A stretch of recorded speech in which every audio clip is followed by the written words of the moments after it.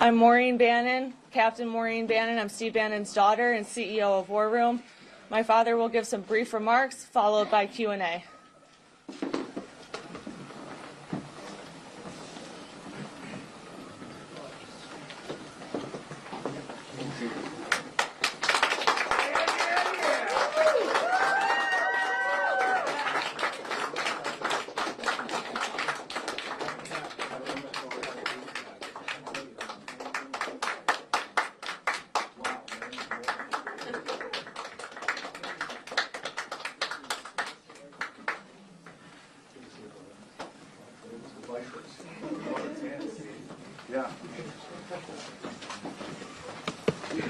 Thank you for coming. You know, I put and I think Raheem Kassam has just put it up. The first statement I think I made from Danbury was about 4 weeks ago, September 26th. I said, victory is at hand. That you can see the collapse of this kind of phony campaign by Kamala Harris, the politics of joy, right? And she had nothing to back it up whatsoever. And you could see the beginning in the polls start to come our way. I'm very proud that the War Room has had President Trump's back, and particularly has been the platform for the grassroots movement to have their voice heard. And I said at that time that with the hard work of the Get Out the Vote effort and the election integrity effort, that we were on the cusp of having an incredible victory that could actually be a potential landslide. Now we come to today, and I'm finally out of being a political prisoner by the Merrick Garland, Kamala Harris, Nancy Pelosi regime. Okay, for standing up for my political beliefs against an illegitimate committee in the House that did not have a ranking member and did not have minority counsel. I went to a federal prison for 4 months. Now, Nancy Pelosi and Kamala Harris and Merrick Garland thought they were going to do two things. Number one, they were going to shut down the War Room and not have that as a voice for the grassroots movement of MAGA in this country. And number two, break me.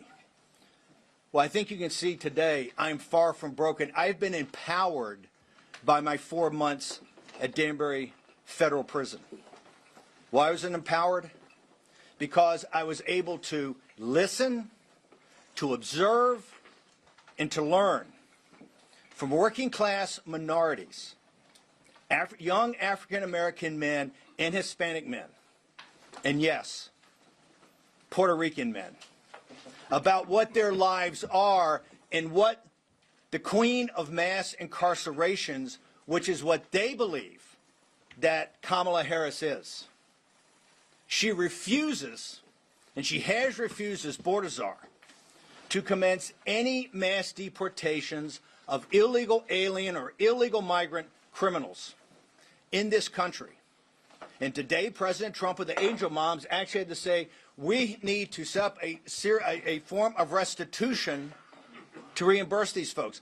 Kamala Harris, Vice President Harris, as the border czar, has refused to do that and continue on the mass incarcerations. Now, President Trump, and quite frankly with the visionary leadership at the time of Jared Kushner, President Trump came with the most significant prison reform bill ever created, the First Step Act. And today, 6 years after, and 4 years into the Biden regime, of which Biden in 2020 promised and committed to dramatically decrease the number of incarcerations in federal prisons, and nothing has been done. Nothing's been done. You know, this is criminal negligence by the highest, at the highest levels of BOP, Bureau of Prisons, and the Justice Department. You have particularly minorities, African Americans and Hispanic men and their families being broken, rotting in federal prisons, when the First Step Act is very clear of what's supposed to happen, and all they do is get spun and spun and spun. The system is broken. Bureau of Prisons is broken. This is not about Danbury and not about the individual. I have many good individuals working at Danbury Federal Prison. The system of the BOP, the system of the Justice Department is broken.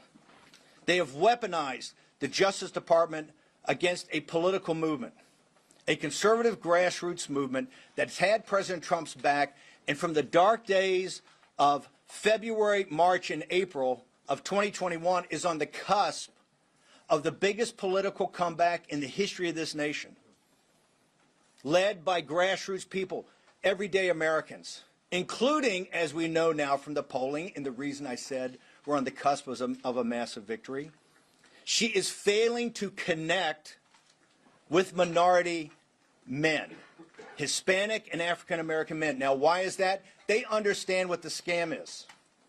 They understand that this administration purposely let in millions of illegal alien migrants, illegal aliens, to drive down labor costs. The Federal Reserve said it from the very beginning. We're going to drive down labor inflation by getting more unskilled workers here and putting pressure on the lowest skilled sector we have. And they were successful, and they brag about being successful. The minority community understands that. They understand the scam and the con of what Kamala Harris has done. In addition, she has failed to do, for political reasons, the reason the First Step Act is not implemented among minorities is because Kamala Harris and Merrick Garland and Joe Biden in the White House and Nancy Pelosi understand it to be a massive political win for President Trump. And that's why they're failing to do it. They thought they would shut down the war room and take our power away. The show is bigger and more powerful than it's ever been. And please, it's not a podcast. We take the live streaming television show every day and the radio show, and we turn it into a podcast. So my brothers and sisters at CNN, when you say the podcast number is off slightly, right? It has been. We were the largest podcast, but we're streaming. We stream on television, and we play on radio and online. And Nancy Pelosi thought a federal prison was going to break me. Well, it empowered me. God bless you. It empowered me. I am more empowered today, more focused today, sharper today, in better shape today than I've ever been in my entire life. So Nancy Pelosi, suck on that.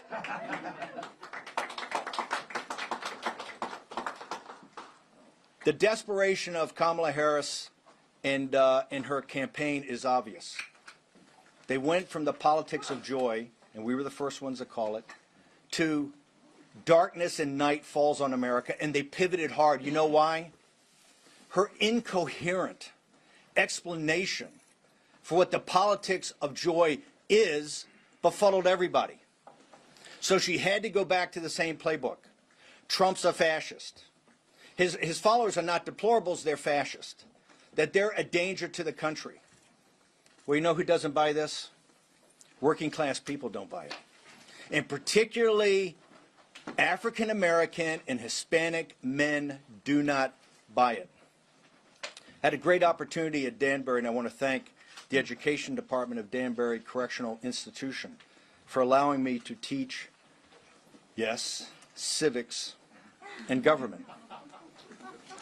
I had, I think, close to 100 students in 3 different classes. The majority, particularly the later classes, were minority men, African American, Hispanic, lots of Puerto Ricans, lots of Dominican folks in the Dominican Republic. And if you had a chance to read Vanity Fair, the cover story on our populist nationalist beliefs, you can see that it talks about economics. And it talks about the way the system works, the financial system in this country, how it's inextricably linked to the political system. And you can't understand what's going on until you understand how the economy, how the Federal Reserve, how deficits, how they play into the politics of the day. That much that you see on television is just professional wrestling when it comes to politics, and is not the thing itself. And I can report to you that these young men, most of whom are nonviolent drug offenders that have, quite frankly, a lot of years in prison. These people came to this with a new awakening, and that is the awakening the American people are going through. The system is not only broken, the system is rigged against the working class of this nation. And I saw at Danbury that we're going to move past the politics of race with an intermediate stop in the politics of gender, which is being forced on everybody right now. We're going to get to what is important, and that's the politics of money. And once we get to the politics of money, there's going to be some fundamental changes in this country. I want to thank you folks for coming. I'm far from broken, and I appreciate you guys attending. And I will tell you, if President Trump's grassroots forces combine as we can combine right now, you're going to see unbelievable numbers next Tuesday. However, the Democrats are not going to give up. They just hired Mark Elias. And you only hire Mark Elias, who I think is the toughest election lawyer in the country. You only hire Mark Elias when you want to go to the mattresses. They understand they can't beat us at the ballot box. We're going to have a reprise of 2020, where they're going to try to do everything humanly possible to nullify Trump's election and delegitimize his second term. And I can tell you right now that the working class people in this country, the middle class people in this country that support Donald John Trump are not going to let that happen. I'll take some questions. Okay, so please introduce yourself before asking your question. Hey, Steve. Good to see you. Tim Miller. Tim Miller. From the Bulwark. I was listening to your Not a podcast this morning. Do you have the pukas on today, or we have the pearls? I'm clear. No pukas or pearls? No pukas no or pearls? or pukas today. Sorry. This is Tim Miller, one of my favorite guys from MSNBC in the Bulwark. Used to be the spokesman for the Republic. When I met Tim as a younger man, he was the spokesman for the RNC, the old RNC, the establishment RNC, the RNC of Mitt Romney, not the RNC of Donald Trump. But go ahead, Tim. Question. Trip has been, Steve. You said on your Not a podcast today that the fight will continue from November 5th to Inauguration Day. Yes. With January 6th being a key part of that. Yes. So are you planning an encore from the last? No, Jamie Raskin. I think, Tim, what you ought to focus on is Jamie Raskin. Jamie Raskin saying right now, if they take the House by one seat, that they will go back to their committee report and they will say President Trump's an insurrectionist, that Bannon went to prison, Navarro went to prison, President Trump's been indicted, and they will sit there and go, hey, the Supreme Court may have issued a 9-0 opinion about him being on the ballot, but it doesn't mean we have to sit him as president. This is what they're thinking up right now. Nancy Pelosi gave an interview to Rolling Stone magazine.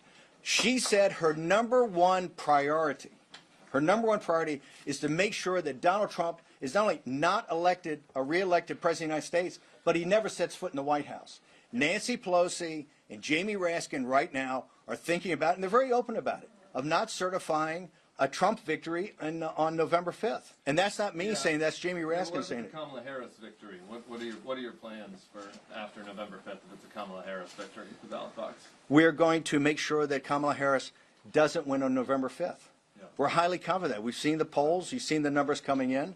We're going to, look, we believe in the American system of democracy. We believe that, and the reason we like democracy, we're winning, right? And we're going to win on November 5th. So I do just wonder then if you But you do agree with me on Jamie Raskin, that Jamie Raskin's already said they're not going to certify President Trump? I don't agree with that. I do wonder though, you were teaching civics, you're out of prison. I wonder if you're a reformed, looking back on the last January 6th and the fact that you incited a mob that ended up hang on. If you look at what we said, is that as the states requested, 7 states requested, never got to. A full review. This is because Vice President Pence didn't handle it correctly.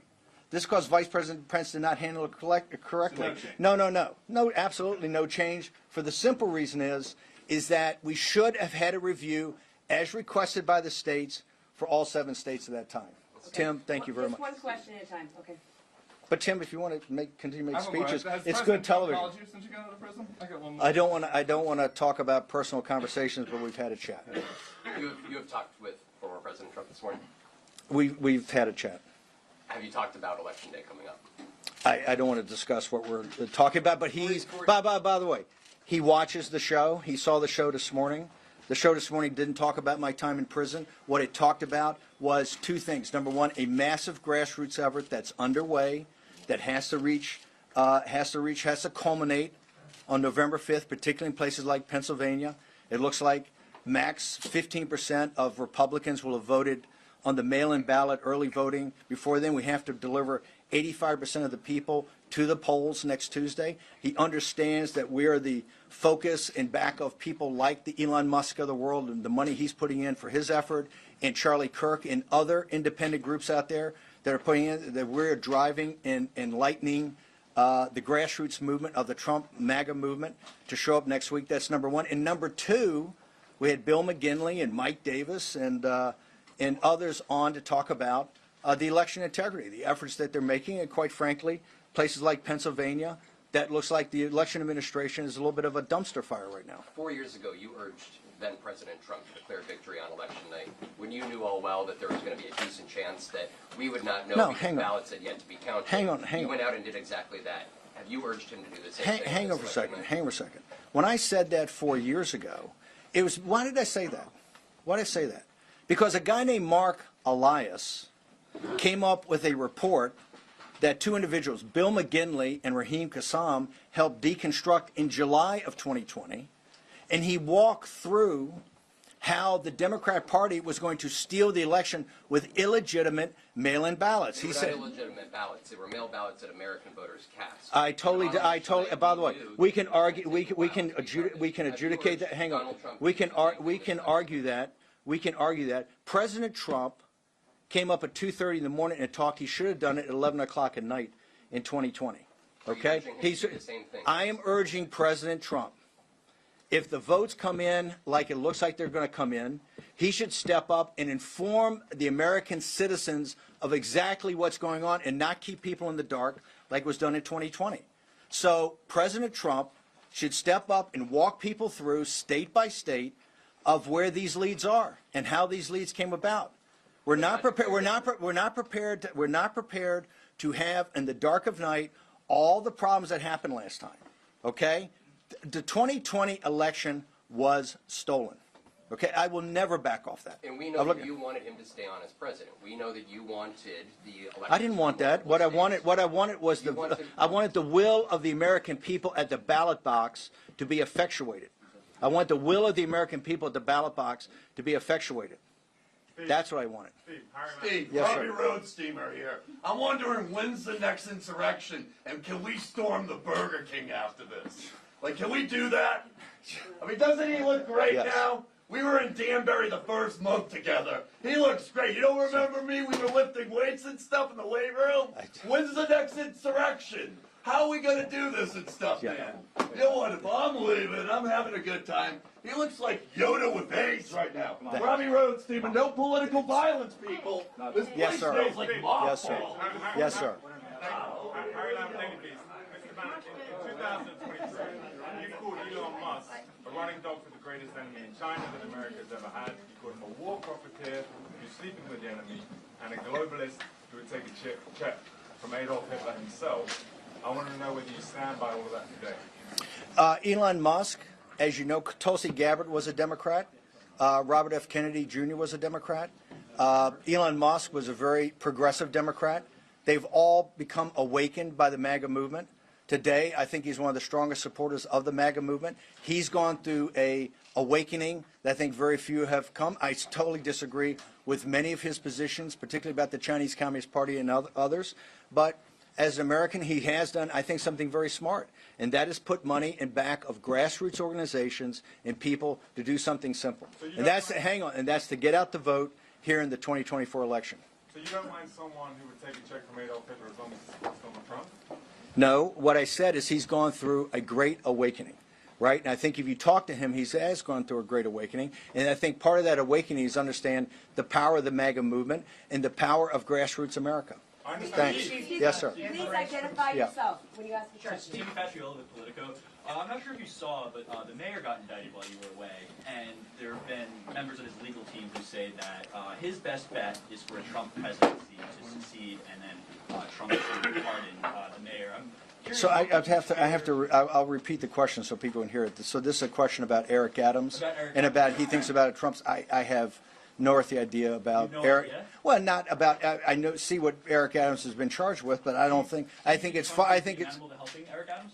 I have no earthly idea about that. And all I know is President Trump thinks that New York City, this metropolitan area, is in deep trouble, right? Rising crime. The streets are filthy. I think President Trump has not been a supporter of things doing with Eric Adams, Mayor Adams' administration. So I don't know. You should ask President Trump that. Steve, Yes, Andrew sir. Rice from New York Magazine. What are you going to do over the next? You've got 6 days. You're out now. You've got 6 days between now and the election, and then maybe some period afterwards in which this will be still at stake.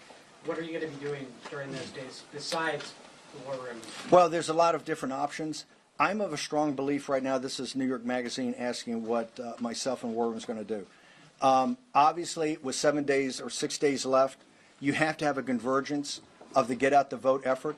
I am not a huge believer in our ability to actually participate in rallies or do rallies, because right now I think President Trump does that great, and he has people along that are going to do rallies in the different states. Our focus is one thing, to make sure that we get as many American citizens either early voting while they can or to the polls next Tuesday. And so our efforts are how to scale that effort like we did today on the show and other efforts behind the scenes. So our thing is to make sure that we're there to scale the vote of get at the vote operations, and also on the election integrity. Today we had Bill McGinley, one of the senior lawyers on there, and he's still calling for volunteers. I think there's been 200,000 election integrity volunteers. We need to get people in the counting rooms. We need to get people around the tables to do ballot curing. Okay, so there's still need for that, so we're going to call for that. So our efforts are on the election integrity efforts to where we can be supportive and then get out the vote. Yes, sir. Peter Harrell, I'm with CNBC News. If the election is declared in favor of Vice President Kamala Harris, what exactly do you believe former President Donald Trump should do in the following 2 months? Will you unequivocally condemn political violence? Wait, hang on.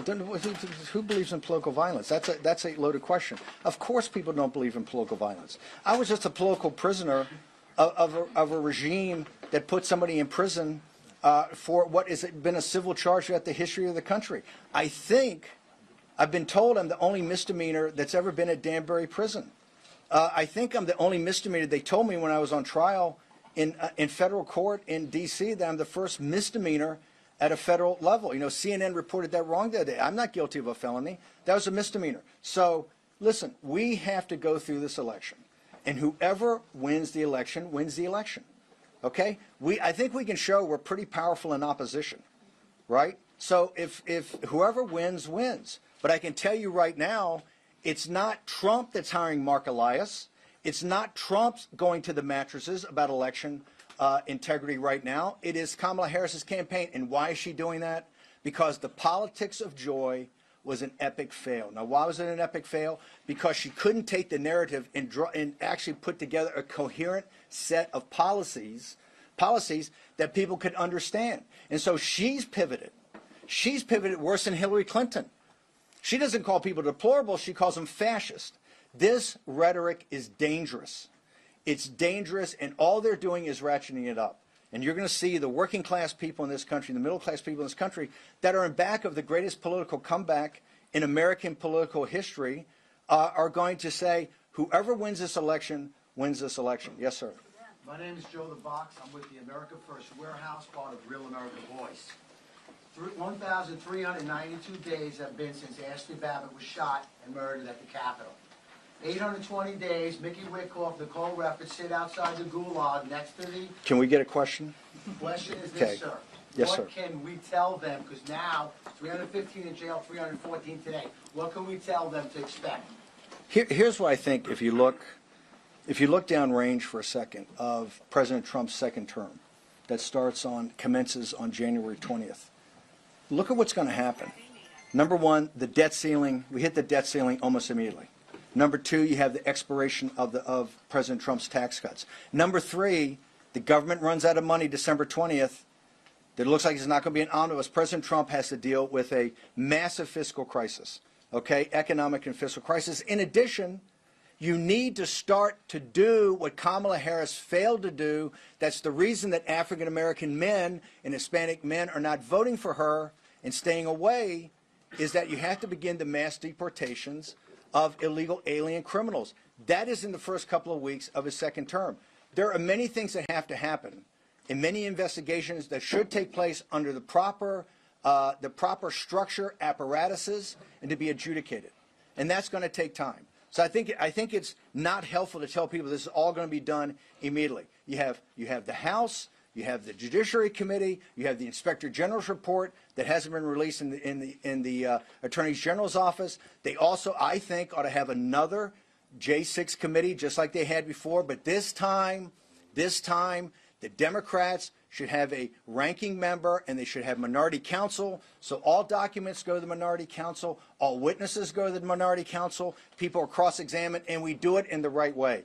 But I don't think that that's going to happen right out of the box because we have such huge financial, well, the reality is we have huge financial and sovereignty issues about what's happened to the borders of this country and what's happening to internally in this country. This is why Hispanics are almost at 50-50 with President Trump. This is why African-American men and Hispanic men are not voting for the politics of joy. They see their lives right now are not about the politics of joy. They're about a brutal reality in this country.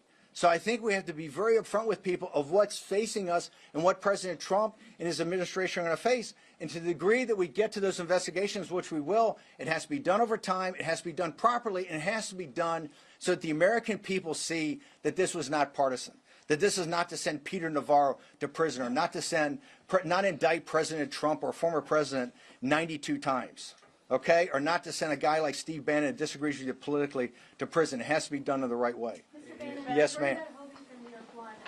You call yourself a political prisoner?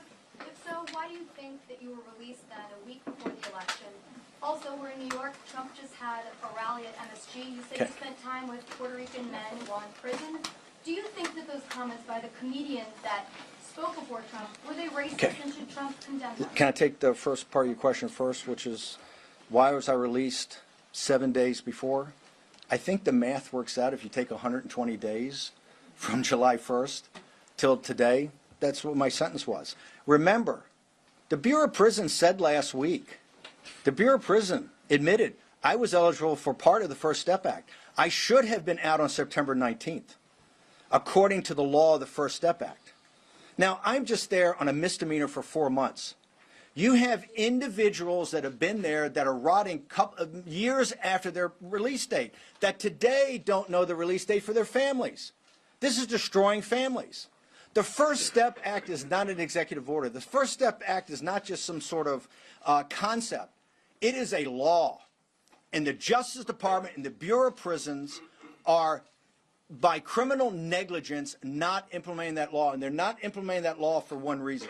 Because to implement it the way it's supposed to be implemented is a massive political victory for President Trump, who's the only individual in this country that stepped up and had true prison reform. And this is one of the reasons that African-American families and Hispanic families think so highly of him. And this is one of the reasons that the queen of mass incarcerations, which is Kamala Harris, is not. Let's talk about the Puerto Rican situation. Why is President Trump, why is Florida no longer a battleground state? One of the reasons and significant reasons is the Puerto Rican support of President Trump and his policies. The Puerto Rican people in this country, American citizens, support President Trump and support his policies. Okay? So that some influencer or comedian says something, is it inappropriate? It's definitely inappropriate. Is that the policies of Donald Trump? Absolutely not. If you look at 218 and 219, why is he resonating with Hispanic families almost 50-50? Why with African American men? Because the economic policies of President Trump had blue-collar workers getting higher increases than white-collar workers, non-college graduates getting higher wage increases than college graduates in 218 and 219, with almost zero interest rates and almost zero inflation. Okay, that made more money in their pocket. They understand the economic times were better then. This is one of the reasons that the politics of joy didn't work. And when she pivoted to this dark night in America, it's not working either. They support President Trump, and he's going to get historic numbers. Now, what the comedian said, or the influencer said, is clearly inappropriate. Okay, but that's not President Trump's policies. President Trump is bringing working class people together. And I can tell you what I saw at Danbury. We're going to move past race, and we're going to get to the discussion about money in this country and who the elites are in this country and who controls this country. Okay? And that is when you're going to see a broad base, even broader base today, populist movement. But thank you. Yes, yes. I heard what you said about Jen Peltz from the Associated Press. Hey, Jen Peltz. What you said about focusing on get out the vote and election integrity, but has former President Trump asked you to campaign with him, and are you going to do that? Like I said, my focus is on victory next Tuesday at the biggest number possible, because folks don't think it ends on Tuesday. You don't hire Mark Elias to go to the mattresses if you think it's going to end on Tuesday. This is going to take a while to sort through. Okay, and you can see by the election administration problems in Pennsylvania. You see what they're talking about in Maricopa County already, about how long it's going to take to count the votes, right? This is going to go on. So it's most important for President Trump and his followers to make sure that we put up the maximum number possible.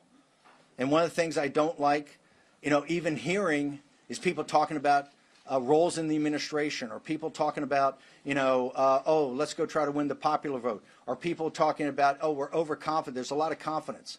We should run now like we're 20 points behind and run hard. And that's all my focus is. The way that we can scale that on the war room is what I do. Like I said, President Trump's going to do the rallies. His rallies are spectacular. To me, it's walking precincts. It's working phone banks. It's going door to door. It's sending text messages. Yes, ma'am. Washington Post.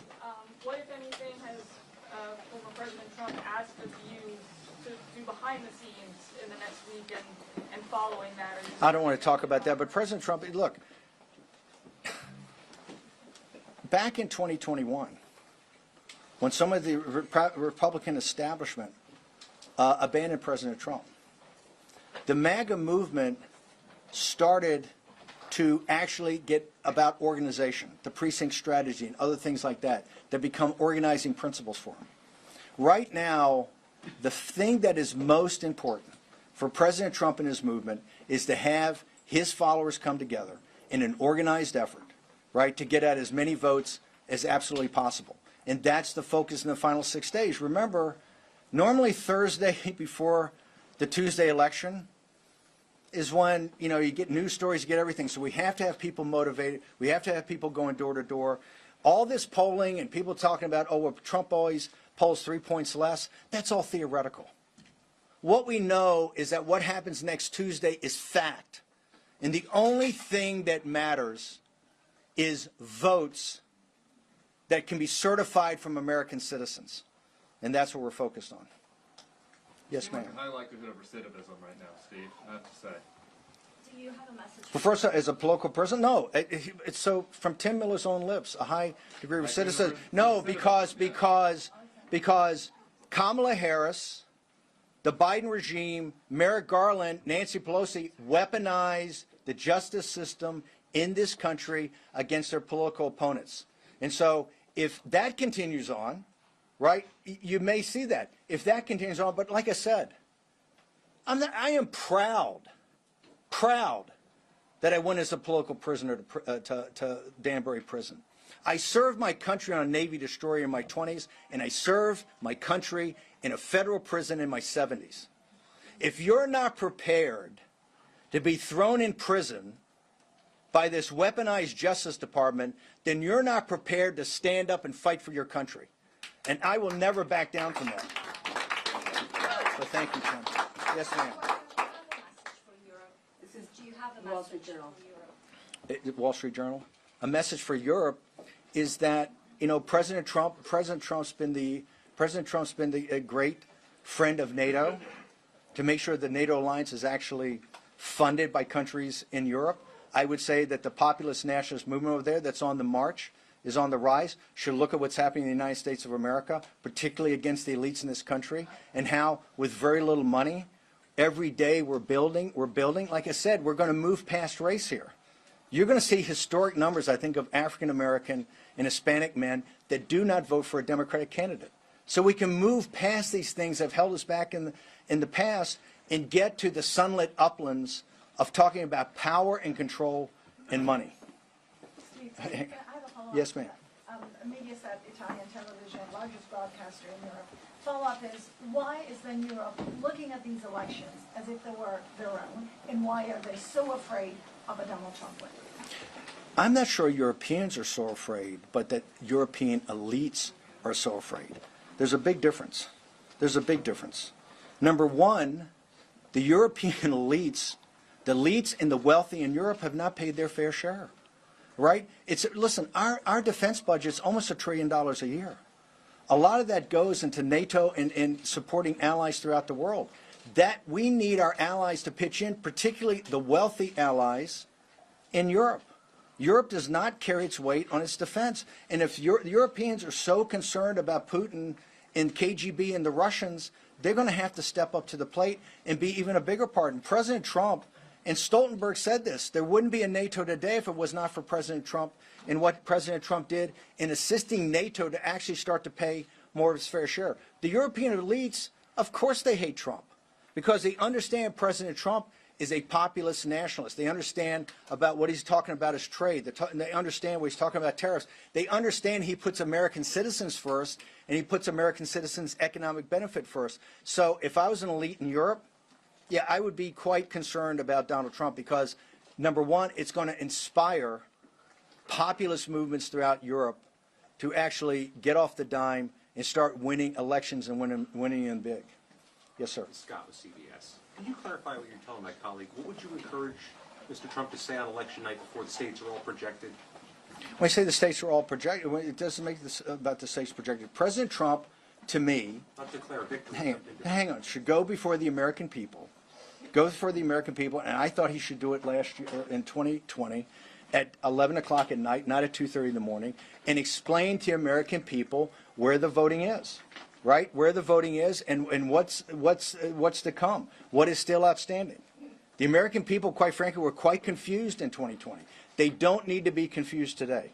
And I think you're going to see some big numbers from President Trump. We've already know that, though, that Pennsylvania and Maricopa County and others are saying it could take a while, but he needs to explain to the American people early on exactly where we are in the voting. Like analysis?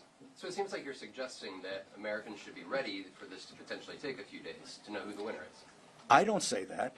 I believe that Jocelyn Benson in Michigan has said it's going to take a couple of days for Michigan. I believe the people in Maricopa County just said the other day it could take them 4, 5, or 6 days to figure things out. Not just legitimate, because 4 years ago on election night, you wanted Donald Trump to declare victory. So well, hang on. Well, we have made significant changes, and mail-in ballots are not what they were. He told us, Mark Elias told us, that on election night you were going to call it what is the red mirage. But just wait 2 weeks when all votes are counted. He didn't say all legitimate votes. He didn't say all certifiable votes. He didn't say all votes from American citizens. He said all votes. Wait till all the votes are counted.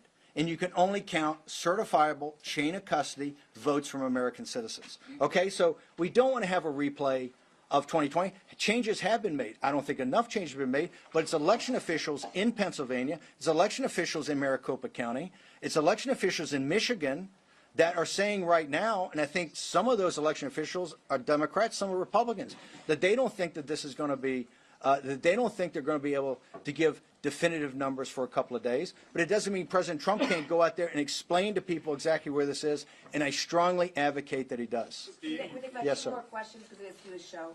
Yes, sir. Mark Halpern with Two-Way. Hey, Mark Halpern, how you doing? Appraise the strengths of the Harris campaign, and if you would, just tick through the battleground states and say how you see each one of them.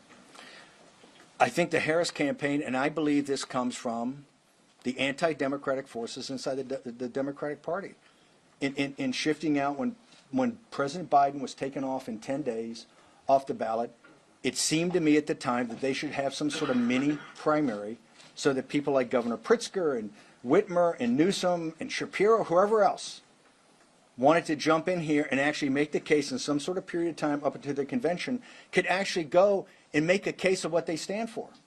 She started with this incoherent politics of joy. And she understands that you can't, she wasn't getting traction on this. And that's why she pivoted.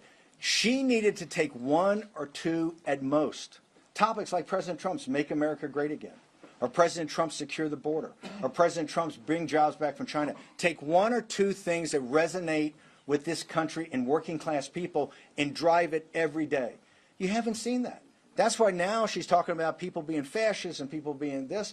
I think right now, President Trump, just like in 16, right, we have a chance to win the states we won in 16, North Carolina, Georgia, Arizona, Wisconsin, Michigan, and Pennsylvania, if the grassroots delivers. And I think maybe even throw in Nevada, which we didn't win in 16. I think President Trump could get up to over 300 electoral votes if people are focused today. And I think the Harris campaign it's not focused, and it's particularly not focused on issues that are obviously at the highest levels of the American people. So I think if the job of the grassroots is done, and this is why I'm not sure it's important for me to go to a rally with President Trump or go to a rally with other people, but to do the work that you need to have done to make sure those votes get out there so that there's no question, even if some things happen on ballot count over, that we have gotten big enough margins that the votes that remaining were bigger, we have bigger margins than the votes outstanding remaining. I asked you about her strengths, and you just listed weaknesses. Does her campaign have any strengths?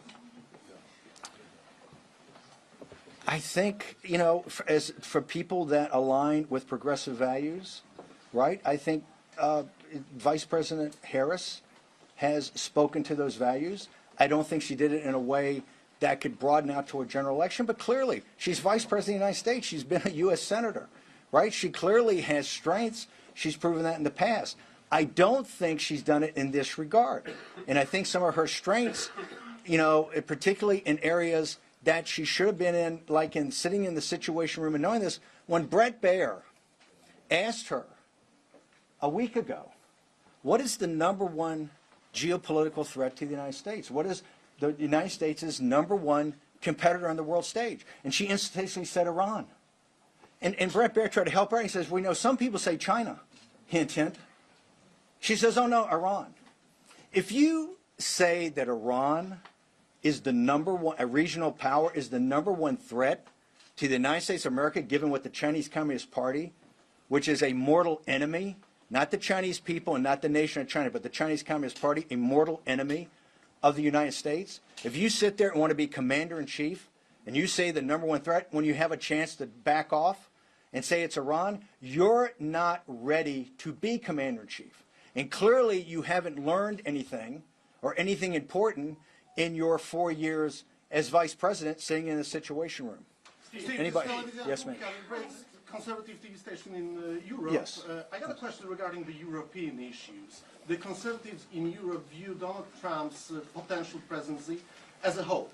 I would like to have your comment on that, and I would like you to emphasize on the role of the American Polish voters in the swing state. Well, remember, you have conservatives, and then you have populists, and you have nationalists.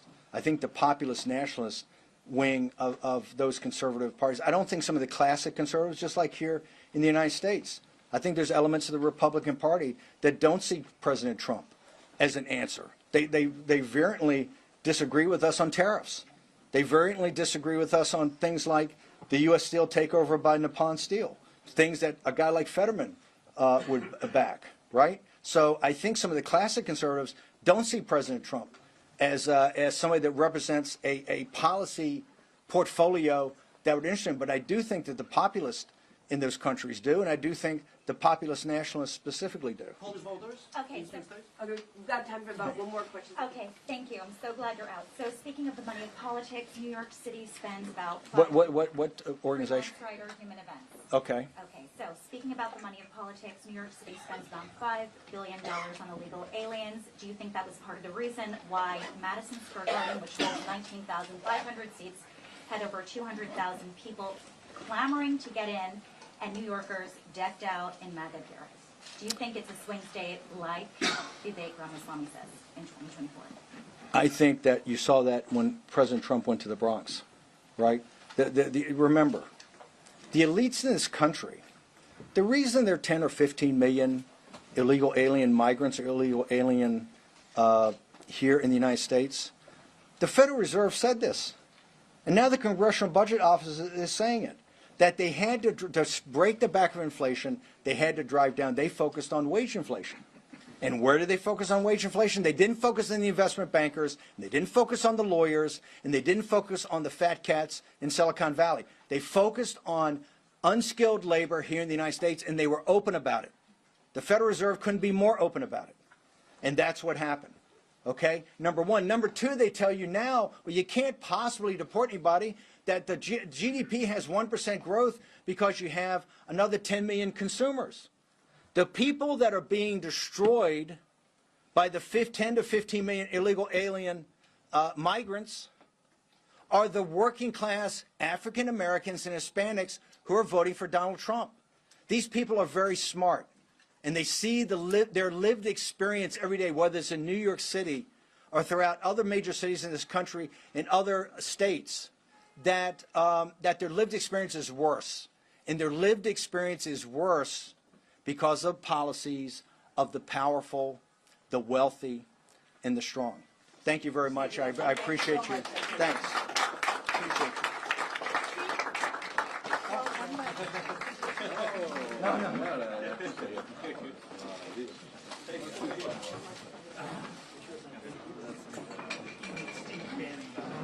Thanks, everyone. If everybody could get moving ASAP, we need the room back to do the 5 o'clock show. So I know it's tough, and I know it's going to be tight out there, but if you can pack